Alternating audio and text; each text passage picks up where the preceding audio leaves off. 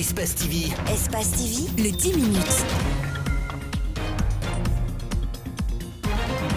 Aboubakar Sidiki Mara est en détention depuis le 8 mai à la maison centrale de Koronti.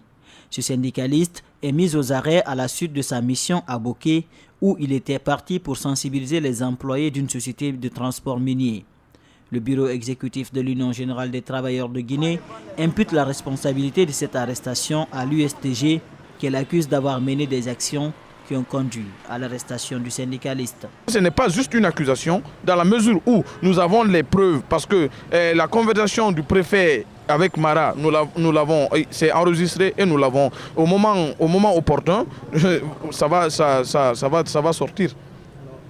Une accusation que rejette en bloc ce membre du bureau exécutif de l'Union syndicale des travailleurs de Guinée. Bruno précise qu'il est contre toute arrestation d'un syndicaliste, quelle que soit sa structure d'origine. L'administration ne relève pas de l'USTG. Si le préfet a reçu un appel, il se peut que ça soit de son hiérarchie. Qu'est-ce que lui Mbemba a à faire pour arrêter Mara? Je suis contre l'arrestation d'un membre syndical. Ça, je suis contre. Mais il ne faut pas, pendant ton malheur, tu mens sur les autres pour dire que c'est eux qui ont fait, tu as eu le malheur. Il faut qu'on soit clair. Si Mara veut avoir le soutien du mouvement syndical, il faut qu'il accepte de dire la vérité. Selon le secrétaire au conflit et aux négociations de l'UGTG, la Cour suprême a rendu une décision dans laquelle elle ordonne la libération immédiate du syndicaliste Aboubakar Sidiki Mara. Mais jusqu'à date, le secrétaire général est toujours en détention. Nous nous intéressons à la circulation routière en plein centre du marché de Madina.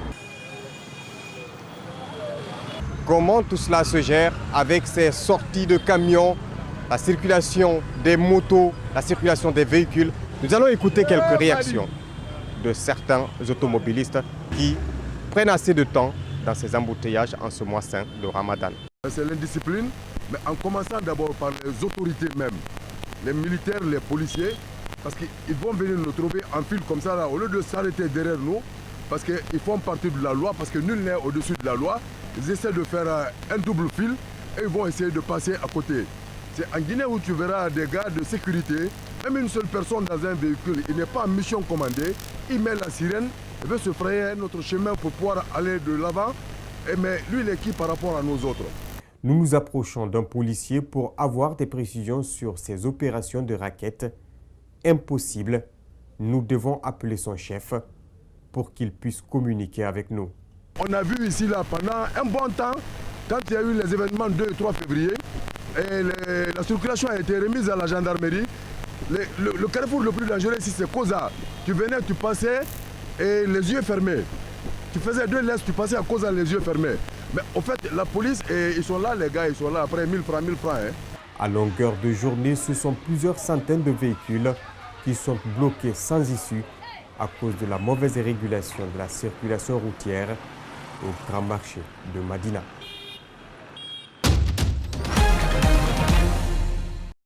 Tayaki est une contrée d'une grande valeur. La plage s'étend à 7 km. La délégation du gouvernement de la ville de Conakry qui a effectué la visite ce matin sur ce lieu a créé la panique parce qu'on parle de déguerpissement des occupants.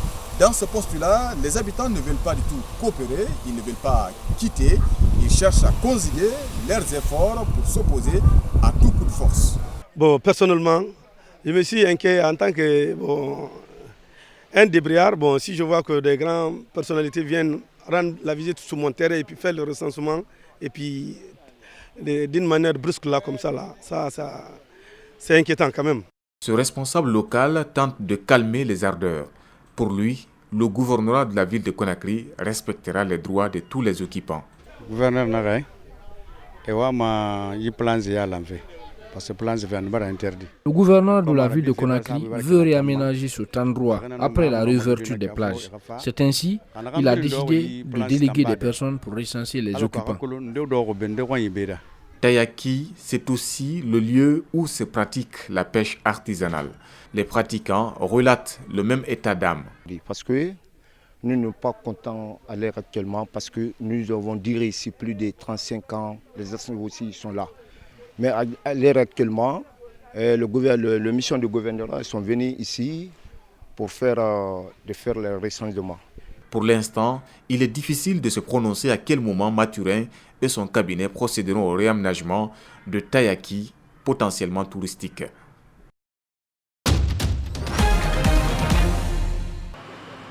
L'opération vise à préserver la santé des citoyens de Kaloum, particulièrement le quartier Tombo. Les jeunes de la localité ont procédé ce week-end au curage des caniveaux des différentes concessions en vue d'améliorer le cadre de vie des populations en général. Le lendemain de la première pluie, on était à Quarantine 2. Donc on a vu les jeunes barricader la route comme quoi leurs maisons ont été inondées. Donc aussitôt on a interpellé notre président fondateur qui est M. Abakar Bobodi Kamara. Et il a promis aux jeunes que le lendemain, que toutes les dispositions allaient être prises pour que les caniveaux là soient débouchés complètement. Pendant la saison hivernale, certains citoyens de ce quartier déversent les déchets dans les caniveaux qui inondent les concessions. Pour pallier cela, l'opérateur économique Aboubakar Bobodi a mobilisé les engins électroniques pour le nettoyage des différentes artères, une manière de mettre les citoyens à l'abri des ordures. Les jeunes du quartier accusent les habitants des quartiers environnants qui, selon eux, drainent les ordures chez eux. Nous allons sensibiliser la population qui sont sur le long de ces caniveaux, les sensibiliser pour éviter désormais de mettre les ordures dans les caniveaux puisque c'est interdit. Et quand ils mettent des ordures dans les caniveaux, je pense que quand il y a une pluie torrentielle un jour, franchement, il sera évident encore que la population soit inondée.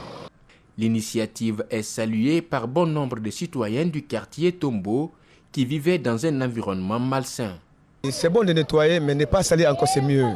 Et c'est ce slogan-là qu'on a véhiculé. L'action va être continuelle dans d'autres quartiers environnants, promet les initiateurs. On l'appelle ici une Zamazama.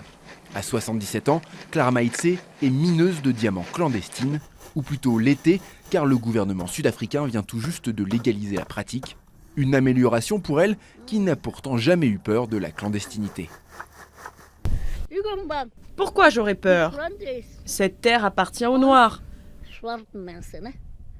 Je ne peux pas avoir peur. J'ai voté pour Mandela. Cette ancienne employée de maison a été arrêtée 7 fois au cours des 10 dernières années, mais elle n'a jamais eu d'autre choix que de retourner à la mine pour élever ses 11 enfants et nombreux petits-enfants. Clara fait partie d'un groupe de 800 mineurs basé à Kimberley, la capitale sud-africaine du diamant. Ils ont obtenu la permission de travailler sur un terrain de 55 hectares appartenant à des groupes miniers. Je pense qu'il était grand temps, oui. C'est quelque chose qu'on avait toujours eu en tête et il fallait que cela arrive un jour. Le projet a été piloté par 7 hommes au ministère sud-africain des ressources minérales, un portefeuille clé dans un pays qui s'est bâti sur l'exploitation minière, tant légale qu'illégale. Quand on leur a distribué les permis, on pouvait voir des étoiles dans leurs yeux. Ces autorisations de vendre des diamants apportent un changement, un vrai changement dans la vie de ces gens. Et c'est pour cela qu'on est aussi enthousiaste. Elisabeth Louve va elle aussi profiter de ce nouveau statut. Cette mère de famille est devenue une Zamazama en 2013 après son divorce.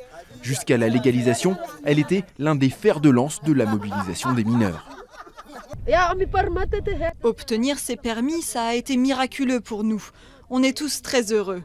Ces autorisations nous ont offert des opportunités qui nous étaient interdites avant et ça nous a donné confiance en nous. Le mot Zama signifie « tenter sa chance » en zoulou.